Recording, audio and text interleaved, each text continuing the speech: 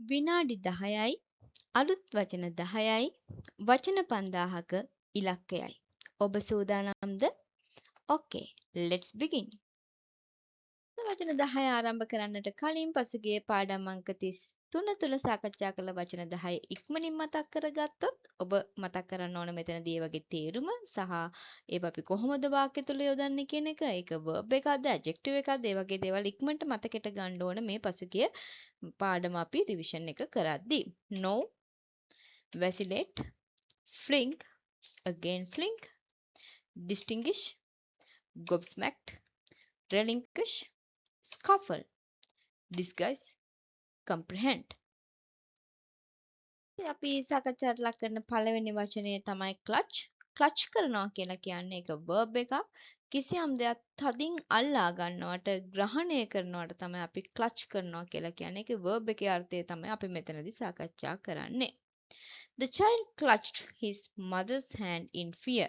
දරුවට බයක් දැනලා in fear බයක් දැනලා ඒ බය නිසාම clutch කරා. මොකද තදින් අල්ලගත්තා his mother's hand අම්මගේ අත. He clutched the railing while going down the stairs. Going down the stairs පඩිපෙළ බහගෙන යද්දී ආ clutch කරේ මොකද්ද? railing කියලා කියන අප්පයට තදින් අල්ලා ගත්තා. clutch කියන්නේ එහෙනම් කිසියම් දෙයක් to hold something tightly. Are you sociable or reclusive? කෙනෙක් ඔයාගෙන් එහෙම ඇහුවොත් ඔයා කොහොමද ආන්සර් කරන්නේ? sociable කියලා කියන්නේ අපි හරි සමාජශීලී, සමාජයත් එක්ක ඉන්න කැමති, යාළුවෝ හදාගන්න කැමති. reclusive කියලා කියන්නේ ඒකේ අනිත් පැත්ත. අපි හුදකලාව තමයි ඉන්න කැමති, මිනිස්සු මග හැරලා ඉන්න තමයි කැමති කියන එක. My uncle is reclusive. මගේ අංකල්, මගේ මාමා හුදකලාව ජීවත් වීමට කැමති මිනිස්සෙක්. He rarely එයා කලාතුරකින් තමයි රෙයාලි කියලා කියන්නේ කලාතුරකින් leaves his house. එයා ගෙදරින් පිටත් වෙන්නේ, පිට වෙලා වෙන තැනකට යන්නේ, මිනිස්සු ආශ්‍රයයට යන්නේ කලාතුරකින්. I was quite reclusive. quite ගොඩාක් reclusive හුදකලාවට කැමති වෙලා හිටියා during my teenage years. ඒ කියන්නේ මගේ තරුණ යෞවන අවුරුදුවලදී මම කැමැත්තෙන් හිටියේ ගොඩාක් හුදකලාව ජීවත් වෙන්න. He is very reclusive and rarely attends parties. එයා ගොඩක් හුදකලාව ප්‍රිය කරන කෙනෙක්. rarely attends parties කලාතුරකින් තමයි පාටි වලට attend වෙන්නේ, සහභාගී වෙන්නේ. How is your handwriting? ඔයාගේ අත්අකුරු කොහොමද? ඒතර eligible කියලා ආන්සර් කරනවා නම් ඒකෙන් අදහස් වෙන්නේ impossible or very difficult to read, කියවීමට අපහසු, ඒවා හරිය නොපැහැදිලි. එහෙම අත්අකුරු දැකලා තියෙනව නේද? විශේෂයෙන් මොන වගේ තියෙන්නේ? prescription වල ડોක්ටර් ලියන තුණ්ඩුවේ තමයි බොහෝ විට අපට අපැහැදිලි අත්අකුරු දකින්න පුළුවන්කම තියෙන්නේ. Sorry, I can't read your handwriting, it's illegible. සමා වෙන මට ඔයාගේ අත්අකුරු කියවන්න බෑ, ඒවා නොපැහැදිලි, අපැහැදිලි. The doctor's prescription අපි කිව්වේ වෛද්‍යවරයාගේ වෛද්‍ය නිර්දේශ වාර්තා තුණ්ඩුවේ බෙහෙත් තුණ්ඩුවේ was completely illegible. සම්පූර්ණයෙන්ම නොපැහැදිලි, කියවීමට අපහසු. එහෙනම් illegible ඔන්න ඔයාට අද අලුත් වචනයක් විදිහට vocabulary එකට අපි එකතු කරනවා. contemplate. contemplate කරනවා කියලා කියන්නේ think කියන්නේ අපි හිතනවනේ, ponder කියලා කියන අපි ගැඹුරින් කල්පනා කරනවා හිතනවා. ඒකටම අපි එකතු කරන තව වචනයක් අද vocabulary එකට contemplate. to think about something deeply. කිසියම් දෙයක් ගැන ගැඹුරින් කල්පනා කරනවා නම්, මෙනෙහි කරනවා නම් අපි කියනවා contemplate කරනවා කියලා. ඒක verb එකක් විදිහට අපි මෙතන කතා කරනවා. don't make a quick decision. අපි කියලා decision එකක්, තීරණයක් ගන්න එකට අපි කියන්නේ take a decision නෙමෙයි, සාමාන්‍යයෙන් make a decision කියලා කියන්නේ. ඒවත් ඉගෙන ගන්න ඕන. don't make a quick decision. ඉක්මන් තීරණ ගන්න යන්න එපා. take time to contemplate. take time to think කියන එක අපි හැමදාම කියන විදිය. අද අලුත් විදියට කියනවා take time to contemplate. පොඩ්ඩක් ගැඹුරින් ඕක හිතන්න කාලය ගන්න. I often contemplate what I want to do after school. What I want to do after school, පාසල් කාලයෙන් පස්සේ මම මොකද්ද කරන්න අවශ්‍ය වෙන්නේ කියලා I often contemplate. මම හැමතිස්සෙම ගැඹුරින් කල්පනා කරනවා.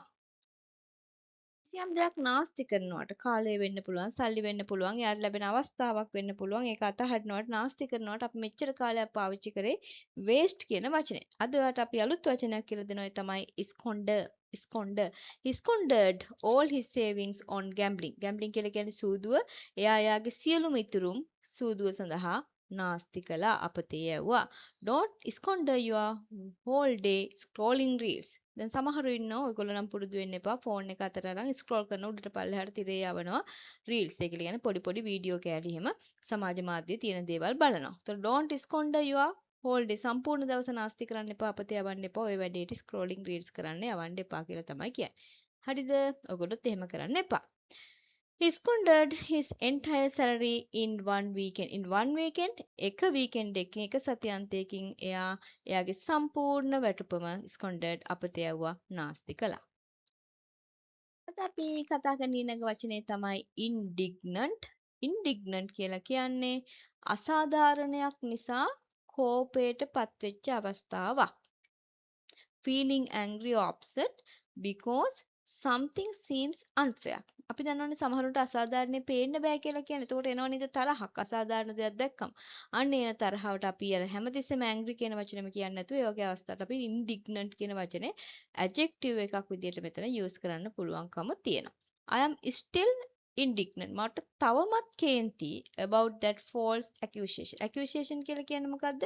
චෝදනාවට. false accusation වැරදි චෝදනාවට වැරදියට අපි මට කරපු චෝදනාවට මට තාමත් කේන්ති. I felt indignant. මට හරි කේන්තියක් ආවා when they took මොන අවස්ථාවද? ඒගොල්ලෝ ගත්ත අවස්ථාවේ මොකද්ද? credit for my work. මමයි වැඩ කළේ credit එක එහෙම නැත්නම් ගෞරවය ප්‍රශංසාව ගියේ ඒගොල්ලොන්ට. ඒ වෙලාවේ උනේ අසාධාරණයක් මට එන්න ඕන ගෞරවයක් වෙන කෙනෙක්ට ගියා. ඉතින් මට තරහ ඇති වුණා. ඒ කොහොම වුණත් අපි මෙතන ඉගෙන ගන්න වචනේ තමයි indignant. කෝපය ඇති වුණා අසාධාරණයකට එරෙහිව අපට ඇතිවන කෝපය. හුදකලා බව කතා කරන්න අද මේ වීඩියෝ තුළ අපි වචනයක් ගත්තා මිනිස්සු හුදකලා ප්‍රිය කරනවා කියන එක අඟවන්න. අපි තව එකක් ගන්නවා ඒ වගේම secluded කියලා කියන්නේ පාළු තැන් වෙන්නත් පුළුවන්. ඒවා මිනිස්සු පාළු වට කැමති වෙලා ඉන්න හුදකලා ප්‍රිය කරන අවස්ථාව වෙන්නත් පුළුවන්. He lives in a secluded area. secluded area කියලා කියන්නේ එහෙනම් හුදකලා මිනිස්සුන්ගෙන් ඈත් වෙච්ච ප්‍රදේශ. He lives in a secluded area outside the city. city එකකින් පිටද හුදකලා ප්‍රදේශයක තමයි ඔහු ජීවත් වෙන්නේ. I just want to spend මට ඇත්තටම අවශ්‍ය වෙන්නේ ගත කරන්න the weekend එක කියන්නේ සතියාන්තේ somewhere secluded. කොහේ හරි කමක් නැහැ හුදකලා තැනක් මිනිසුන්ගෙන් ඈත් වෙච්ච තැනක්. The beach was beautiful. මුහුදු වෙරළ ලස්සනයි and completely secluded. completely සම්පූර්ණයෙන්ම හුදකලා මිනිසුන්ගෙන් ඈත් වෙලා ඒ වෙලාවේ මිනිස්සු එක්ක පිටලා හිටියේ නෑ මම තනියෙන් හිටියා වගේ අදහසක්. එහෙනම් secluded කියලා කියන්නේ quite private and away from other people. හුදකලාව මිනිසුන්ගෙන් ඈත් වූ කියන අදහස. අපි දන්නවා ගොඩාක් කතා කරන අයට අපි කියන talkative නේද?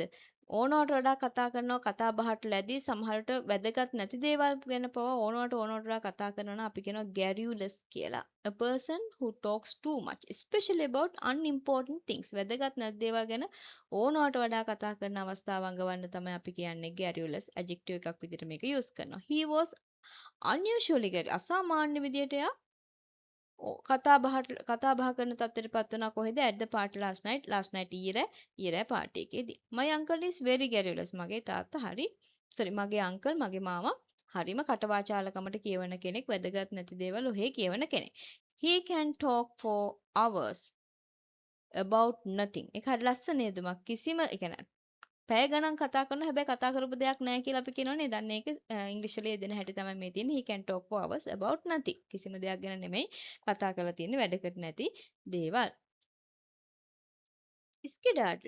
ස්කෙඩාඩල් ඔයාලට අනිවාර්යෙන් අලුත් වචනයක් වෙන්න ඕන අපේ වීඩියෝ බලන බොහෝ දෙනෙක්ට to leave quickly or underway ඉක්මනින්ම පලා යනවා නම් ඉක්මනින්ම තැනකින් පිටත් වෙලා යනවා නම් මොකක් හරි හේතුවක් මතින් අපි කියන ස්කෙඩාඩල් ඒක verb එකක් විදිහට අපි මෙතන ඉගෙන ගන්නෙ let's skedaddle before the teacher sees us ඔන්න දැන් හොර වැඩක් කරනවා පන්තියේදී හරි ඉස්කෝලේදී හරි ටීචර් දකින්න කලින් පැනගමු ඉක්මනින් පලා යමු එහෙම කියන අවස්ථා තියෙනවා පැනගමු කියන්නේ let's skedaddle before the teacher sees us as soon as it started raining අතීතෙන්නේ කියන්නේ වැස්ස පටන් ගත්ත ගමම්ම as soon as ගමම්ම people skedaddled out of the park එකේ ඉතින් වැස්සෙන් නොතෙමී ඉන්න තැනක් නැතුව ඇති නිසා පාක් එකෙන් එළියට මිනිස්සු දුවගෙන ගියා. ඊට අපි කතා කරන අවසන් වචනේ growl කියලා කියන්නේ ගොරවනවා ගොර හැඩි හඩක් නිකුත් කරනවට the dog growled at the stranger near the gate ළඟ හිටි stranger අමුත්තට බල්ලා ගෙරෙව්වා your stomach ඔයාගේ බඩ is growling අද ගොර සද්ද දානවා are you hungry ඔයාට බඩගිනිද අද දවසේ අපි ඉගෙන ගත්ත වචන 10 තමයි මේ දක්වලා තියෙන්නේ. සමගින් අපි වචන 330ක් අපේ සීරීස් එක තුළ සාකච්ඡා කරලා ඉවර කරලා තියෙනවා. So study well. Thank you.